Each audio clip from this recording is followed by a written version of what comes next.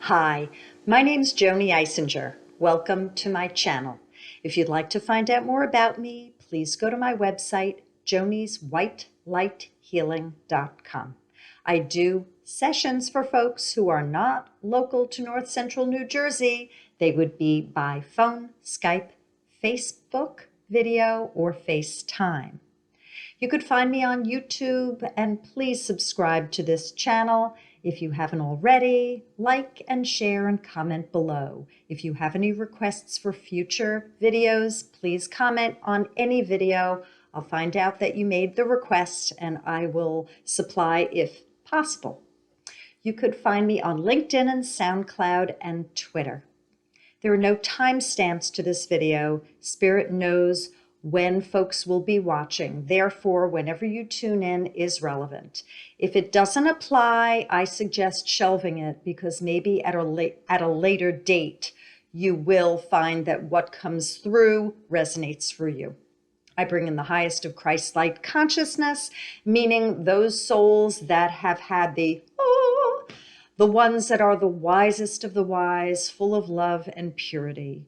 I put sacred space around this area, and I'm only bringing in high vibrational consciousnesses, star beings, angels, departed ones, guides, archangels, ascended masters.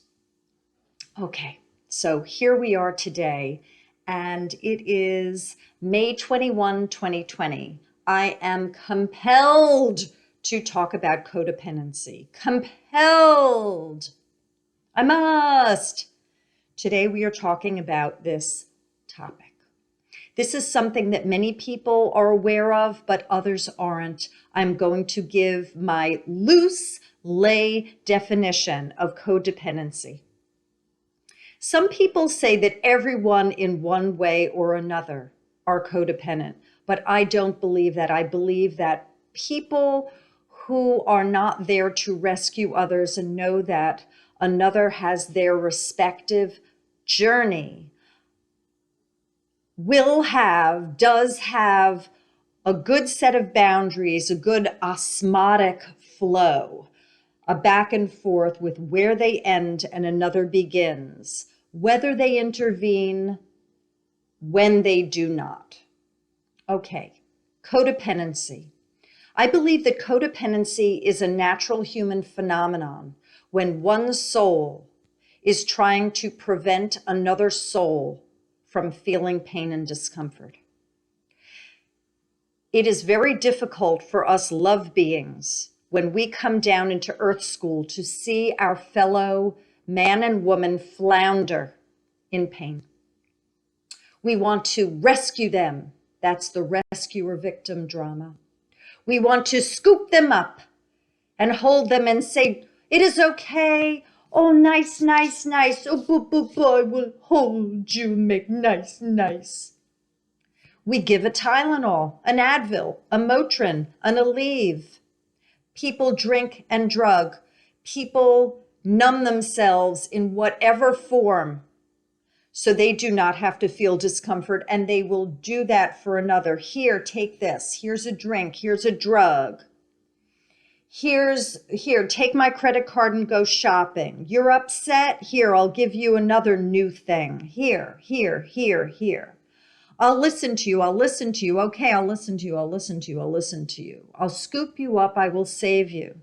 So you do not have to save yourself. Now, that's not necessarily what the person knows that they're doing, but they are not affording the person the opportunity to look at what's going on around them and within. People might call that enabling.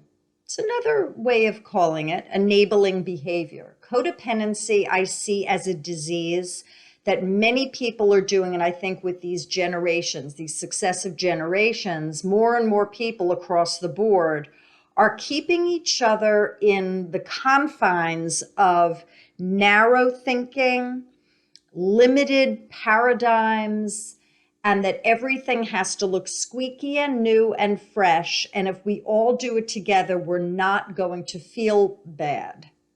That is not why we're here. We are here in a school in order to experience discomfort and obstacles for self-growth and advancement.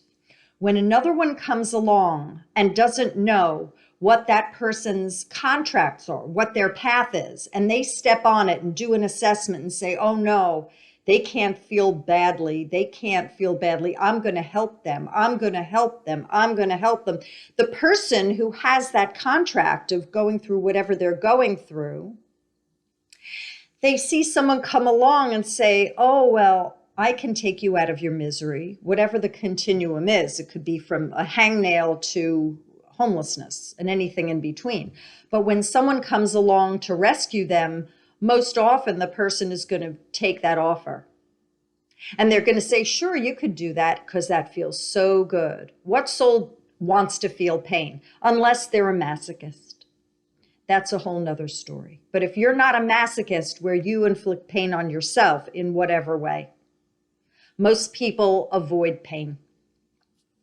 Okay, why do I talk about codependency? Because there are many, many people that are involved in relationships that are unhealthy, and they are pained. They are very, very upset, and they're in a hyperloop.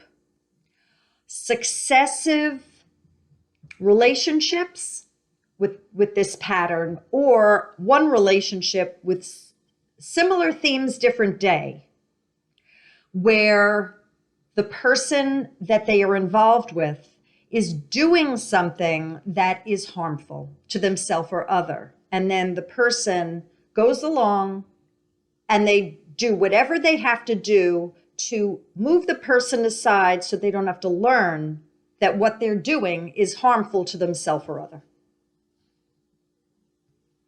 What I would suggest a person do if they find that they are in a codependent situation is they need to ask themselves this question. If I do not intervene, what is my worst fear of happening to that person? Second question, what is my worst fear regarding what would happen to me? Oftentimes, when one asks the former question, what is my worst fear that I believe would happen to that person if I do not intervene? It normally is that the person's going to bottom out. Bottoming out for that person could be anything. It could be that they die of an overdose. It could be that they get put in jail. It could be that their kids are taken away. It could be that they lose their job. It could be that they lose their mind, hence possibly being institutionalized. It could be that they lose all their friends. Whatever the case, those are really, really bad things that could happen to someone, right? Those are horrific. Now, mind you, when I share these things, I'm not doing the cold biatch stuff here. I'm teaching right now, okay? As a human being, my heart goes out to the people who are pained. I'm a spiritualist here. I am a guide. I am teaching regarding this concept of the rescuer-victim drama in Earth School. It is about codependency. If you are afraid that your non-intervention will be possibly even a catalyst for that person going downstream, spiraling down, whether it's gradual or sudden, you need to remind yourself that you are in an Earth School where every soul has the opportunity to grow through pain and discomfort. If you afford that soul the opportunity to feel pain, you are being of service. You are respecting their soul's wish to be here. If you intervene, whether it's, I guess if it's repeatedly trying to save a person, you are blocking their free will. You are interfering. I take that back. You're not blocking their free will, because if they allow it, you're not blocking their free will. You are interfering with their soul growth. That's better. Now, some people might say, well, what does that mean? That if someone falls down, I don't pick them up? No. This is where each of you use your discernment regarding when you intervene.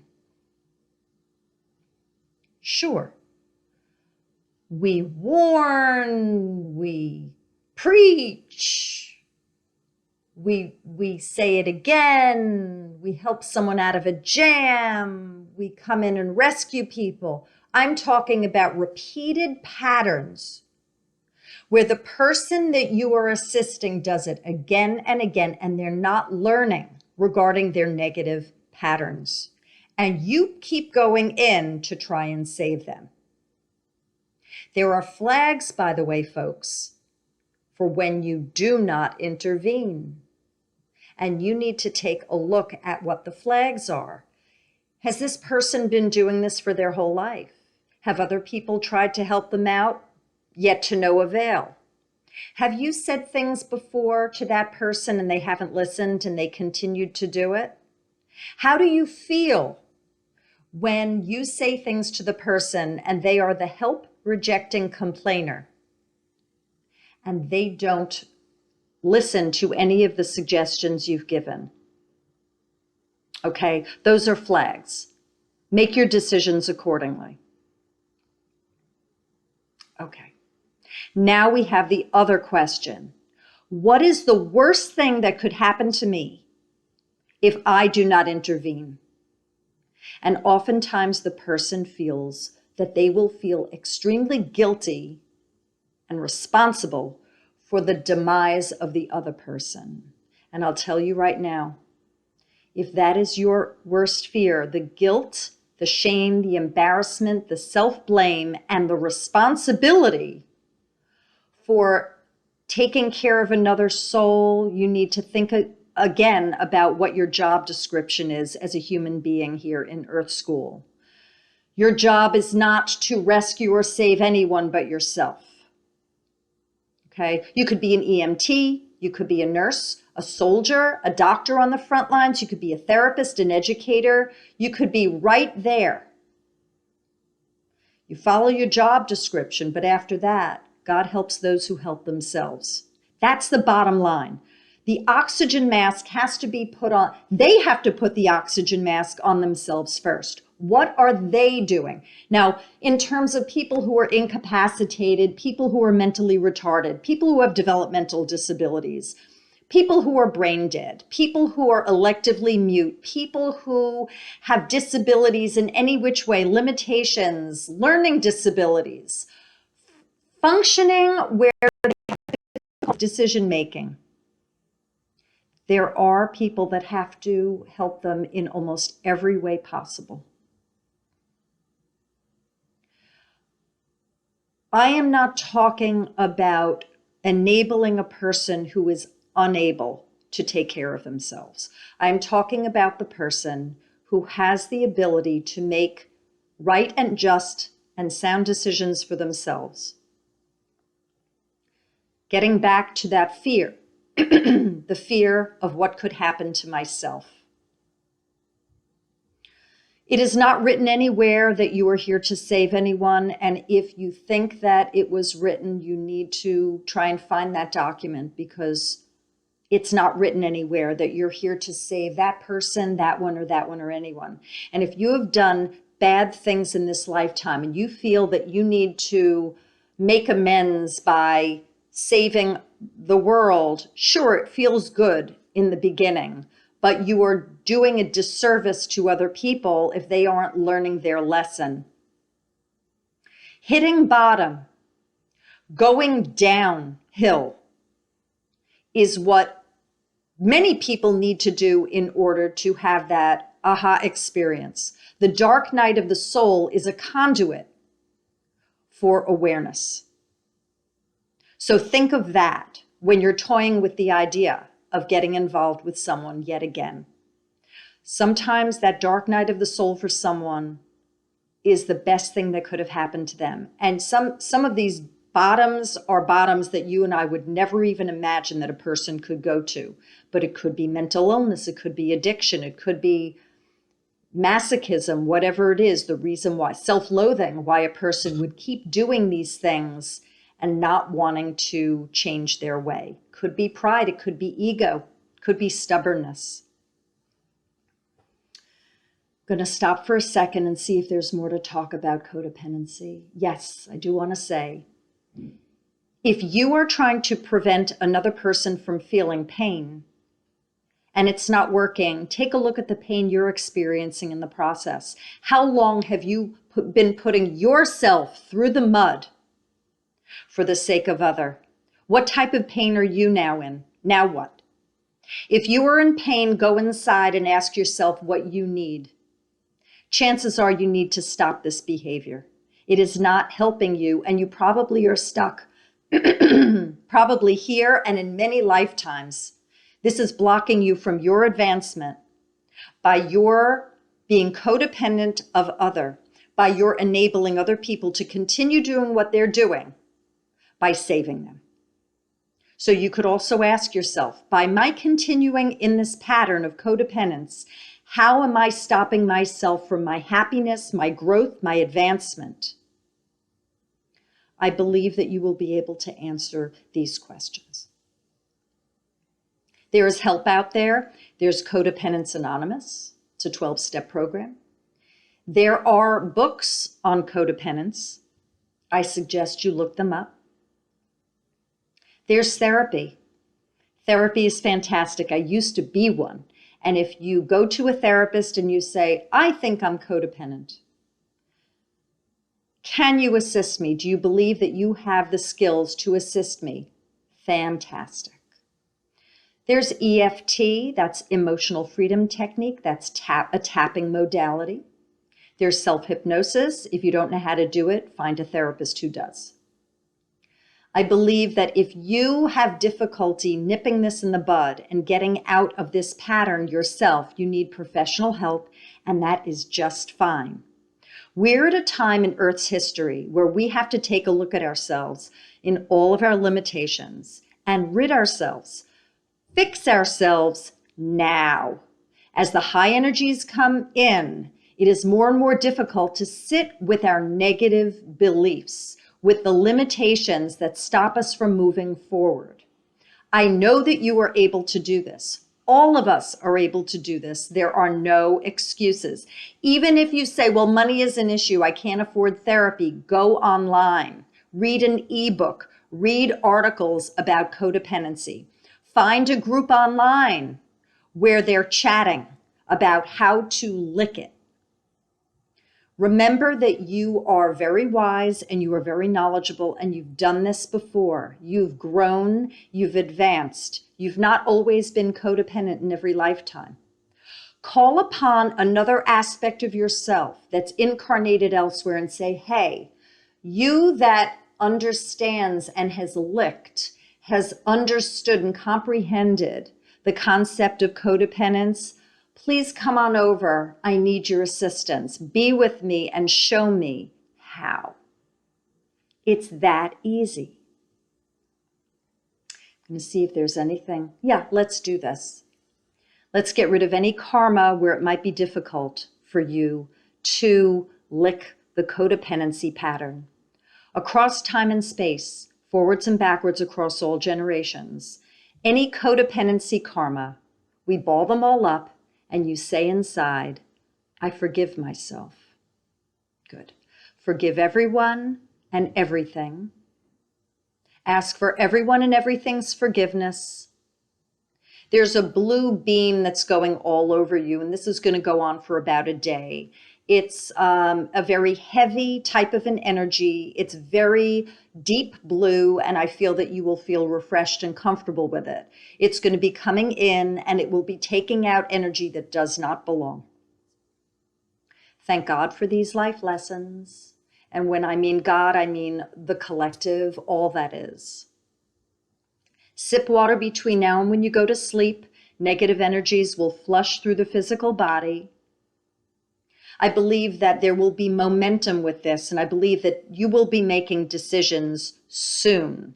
Your feet might cramp, they might tingle. You've been holding on, you've been digging your heels in, and the cramped feet, it's a sign that you've been recalcitrant. You've really been holding on to negativity for a while, and it's time to let go. Pick your feet up off the floor, walk around, jog if you can, because your feet have been holding your pride, your ego, and there's a lot of negative emotions down there. It's going to take a little bit of time. Some of the throat chakra and the heart chakra activity, that's also going to start beaming out. You're going to be getting a massive release from this. I'm sending you love and hugs. I am supporting you and wishing you well. All of my love to you regarding this issue, if you have this. And please pass this on to anyone you believe this could assist. You take care. Bye, y'all.